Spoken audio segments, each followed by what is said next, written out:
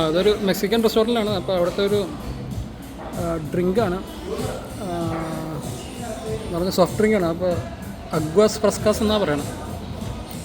അപ്പോൾ ഇത് പലരും പല രീതിയിലാണ് പറയുന്നത്. ചിലർ പറയുന്നത് വാട്ടർ മെലോൺ, മസ്ക് മെലോണൊക്കെ ആയിട്ട് ഉണ്ടാക്കുന്നത് പറയും. ചിലർ പറഞ്ഞു ഹൊർച്ചാട്ടയുടെ വേരിയൻ്റ് ആണെന്ന് പറയുന്നുണ്ട്. ഹൊർച്ചാട്ട എന്ന് പറഞ്ഞാൽ ഫെർമെൻറ്റഡ് റൈസിൽ പാൽ ചേർക്കണതാണ്. അപ്പോൾ ജസ്റ്റ് ഒന്ന് ടേസ്റ്റ് ചെയ്ത് നോക്കാം.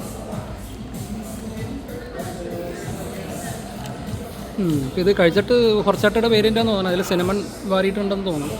സിനമൻ്റെ ഫ്ലേവറും വരുന്നുണ്ട്. അപ്പോൾ എല്ലാവരും ശ്രദ്ധിക്കുക. അഗ്വാസ് ഫ്രസ്കാസ് മെക്സിക്കൻ സോഫ്റ്റ് ഡ്രിങ്കാണ്. എല്ലാവർക്കും ട്രൈ ചെയ്ത് നോക്കാവുന്നതാണ്.